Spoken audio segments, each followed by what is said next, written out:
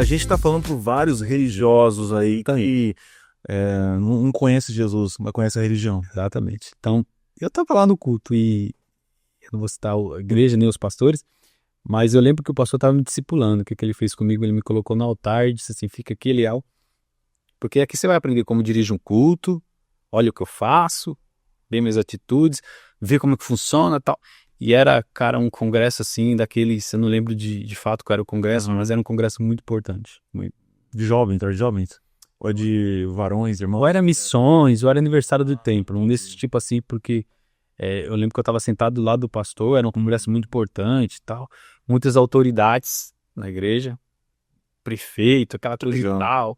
Então, era um culto muito, muito importante. Importante, né? Então a igreja estava lotada. Lotada, a igreja lotada. E nessa igreja que eu congregava, tinha um tal de irmão Daniel. Uhum. O irmão Daniel, ele era aquele irmão completamente fechado no mundo dele.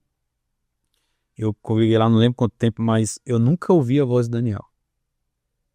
Nunca tinha ouvido a voz do Daniel falar. Ele entrava no culto de cabeça baixa E embora.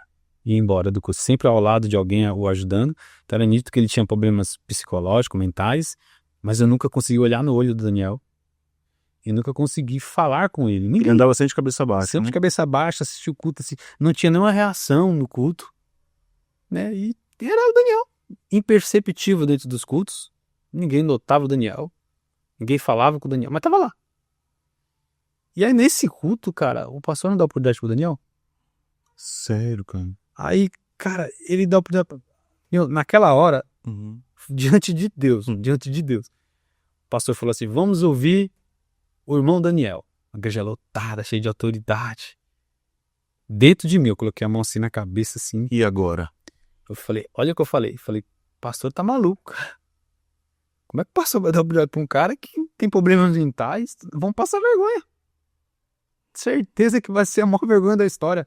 O Daniel nunca falou. Nunca olhou no olho dele. Como é que o pastor dá oportunidade pra esse cara? Aí lá vem o Daniel. A minha surpresa foi ele levantar do banco, cara. Que ele nunca tinha movido, não tinha qualquer tipo de reação. Ele levantou do banco. Já foi uma surpresa pra mim. E ele veio caminhando pro altar. E caminhando pro altar. E aí ele subiu no altar de cabeça baixa. A igreja em silêncio. O povo da igreja, da nossa igreja, todo pasmo assim com aquilo que estava acontecendo. O pastor deu o microfone na mão dele. E aí Daniel, cabeça baixa. E aí ele levantou a cabeça assim. E aí ele começou.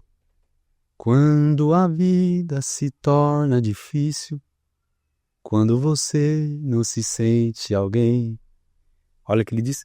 Quando o desprezo invade a tua alma e das suas marcas só restam feridas. Quando o amor não é alcançado, quando o mundo te deixa de lado e o coração explode na dor, é hora de ter o Salvador. Aí ele começou dizendo, o Salvador, ele é Jesus, que por você morreu na cruz. Sua tristeza e o seu desprezo ele levou. Carrega a sua cruz juntinho dele e a força dele te fará capaz. Aí ele terminou dizendo, o amor que o mundo não deu, Jesus te dá. Bem sim, cara. Aquilo até hoje. Nossa. Até hoje isso me marca. Naquele dia Deus disse para mim muito claro, eu uso quem eu quero. Da maneira que eu quero. Se desprenda a esse mundo religioso que você vive e passe a olhar as pessoas com amor. Porque não é a cor da pele. Porque não é a classe social. Porque não é o jeito deprimente e deprimido dele. Eu uso quem eu quero. Na hora que eu quero. Deus desceu com a sua graça no culto, Alisson. E aquele dia não sai da minha cabeça. Foi uma presença tão grande. Parecia que o Espírito Santo de Deus abraçava todo mundo. E do jeito que o Daniel cantou, ele saiu do altar. Porque ele não tinha interesse em mostrar quem ele era. Ele não tinha interesse de ser famoso. Ele não tinha interesse de estar no cartaz. Ele não tinha interesse nem de que alguém soubesse o nome dele. Ele estava lá para fazê-lo conhecido acima de todas as coisas. Esse é o evangelho que a gente tem que pregar. O amor que o mundo não deu. O amor que o mundo julga, né? Que julga as pessoas. Jesus dá. Essa foi a minha maior experiência, assim, ministerial. Eu estava no altar, julgando e tentando ensinar como é que Deus trabalha. E Deus trabalha do jeito que Ele quer. Forte, hein, Leão? Nossa, Isso foi forte. Isso é até para mostrar para as pessoas que aquele status, né? Estão por ali por religião, não por Jesus. Isso é o que eu mais tenho dificuldade de conciliar. Eu nunca vou procurar status. É a máxima de João Batista que ele cresça, né? E que eu diminua. Tem que crescer é ele, quem tem que brilhar é ele, quem tem que ser adorado é ele. Então, irmãos, tem gente que briga por cadeira.